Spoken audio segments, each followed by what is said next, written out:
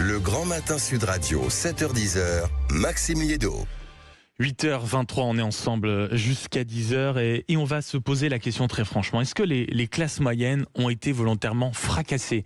Fracassées, j'utilise le terme sciemment parce que après la motion de censure, vous le savez, une loi spéciale a été adoptée pour que la France puisse se munir d'un budget. Et tous ceux qui ont voté la censure nous ont dit « mais pas d'inquiétude, on vous fait la panique, il n'y aura pas d'augmentation d'impôts, il n'y aura pas, c'est la grande peur qu'on vous fait planer ici à droite et à gauche ».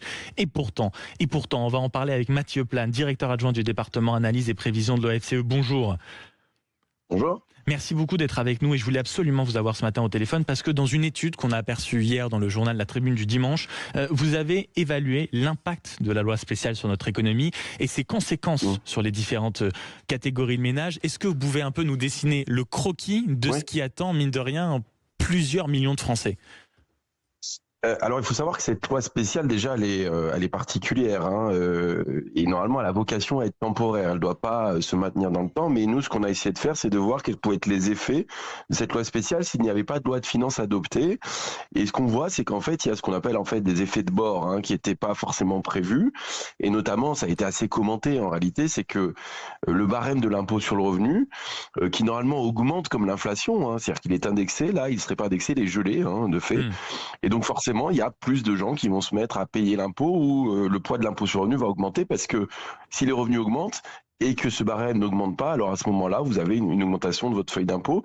Ça, c'est le premier point. En revanche, c'est vrai que pour les retraités, c'est plus favorable parce qu'ils ont l'augmentation pleine de l'inflation au 1er janvier, c'est-à-dire qu'ils vont avoir 2,2% de hausse de leur retraite, ce qui n'était pas prévu dans le cadre de la loi de finances. Donc il faut toujours comparer aussi par rapport à la loi de finances. Et vous nous dites évidemment que la loi spéciale est faite quand même, on va dire, pour avoir une période de transition. Sauf que là, et oui, c'est ce que disait Chloé Morin, par exemple, dans son parti pris à l'instant, dans son édito politique, elle nous disait que globalement, si le gouvernement qui n'est pas encore nommé risque d'être déjà censuré, on ne va pas avoir de loi de finances avant un petit bout de temps. Surtout que François Bayrou nous dit, globalement, on va réussir, il espère, le mot est important, à réussir à voter quelque chose mi-février. Concrètement, qu'est-ce qui peut se passer pendant ce mois et demi ?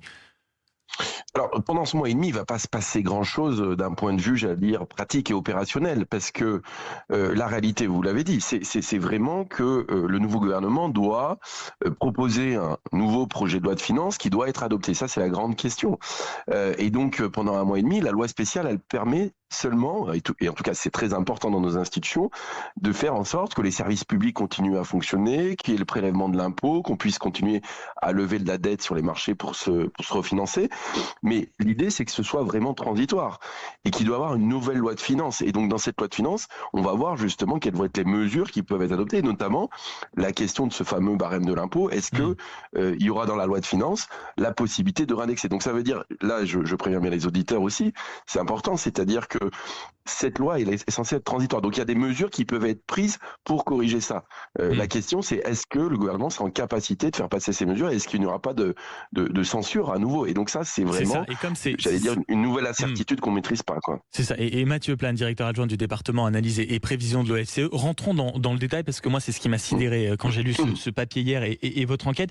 C'est clairement la classe moyenne, la grande perdante. Est-ce que vous pouvez nous expliquer concrètement comment ça va aller fracasser quand même les budgets de ceux, par exemple, qui touchent 2000 € par mois à peu près ? Alors oui, ce qu'il faut savoir, c'est que d'une part, la loi spéciale, elle est là pour reconduire en fait, j'allais dire, le fonctionnement des impôts ou du budget de l'année dernière à l'identique. De faire fonctionner l'État plus ou moins normalement, comme on dit politiquement. Exactement, normalement. Et en fait, elle est censée être apolitique. Elle est apolitique et c'est pour ça que c'est une loi spéciale et qu'elle est là pour garantir le fonctionnement et la continuité de l'État. Mais ce qu'on voit, c'est que dans ce côté assez particulier de cette transition, en fait, vous avez des éléments qui vont arriver, notamment ce fameux gel du barème de l'impôt sur le revenu, qui fait que les ménages qui sont plutôt, on va dire, entre entre 2500 et 3500 euros et qui sont en activité, pas les retraités, hein, parce que les retraités, eux, sont plutôt gagnants dans l'histoire, sont plutôt plus protégés. Voilà, c'est plutôt les actifs en fait, hein. Et c'est eux qui verraient en fait, leur facture augmenter, en tout cas l'impôt, le poids de l'impôt, si une fois de plus il n'y a pas d'adoption d'une nouvelle loi de finances, et eux auraient entre 250 euros à peu près, 250 euros jusqu'à 300 euros de plus d'impôts sur l'année. Et puis à ça s'ajoute une petite hausse de la taxe sur l'électricité, mais ça qui était déjà attendu. Et donc on voit que c'est plutôt eux qui vont être le plus marqués, hein, par cette loi spéciale. Et finalement, c'est à peu près identique que ce qu'il y aurait eu dans le projet de loi de finances. Alors que, effectivement, pour d'autres, et notamment les plus aisés, les plus riches, hein, il y a 75 000 foyers qui devaient, les plus riches qui sont au-delà de 250 000 euros par an. Exactement, et qui échappent à cet impôt exceptionnel. Et à l'inverse, comme ce que je disais, les retraités sont plutôt plus favorisés par la loi spéciale. Donc vous voyez qu'il y a plein d'effets assez différents liés à cette loi spéciale qui, une fois de plus, est là pour être transitoire. Mais comme il faut bien évaluer, on regarde un peu ce que pourraient être les effets si elle durait dans l'année. Donc on vous entend bien, les retraités plutôt favorisés, les plus riches, on va dire, ont encore quelques avantages. Et pour être très concret, si parmi ceux qui nous écoutent, et si malheureusement une censure se profile à nouveau, ceux qui gagnent, on va dire, entre 1800 et 2500 euros par mois, il y a un risque de payer, vous disiez, 300 euros d'impôts supplémentaires. C'est ça ? Voilà, plutôt entre 2500 et 3500 euros. C'est au-delà de 3500 euros que ça serait autour de 300 euros. Pour les autres, c'est plutôt autour de 200. Après, bien sûr, ça dépend de la situation de chacun. Il faut bien avoir en tête. Voilà, alors c'est sur l'année, hein, ces montants-là, mais oui, c'est pas du tout négligeable, et effectivement, il y a un effet sur le négatif sur le pouvoir d'achat.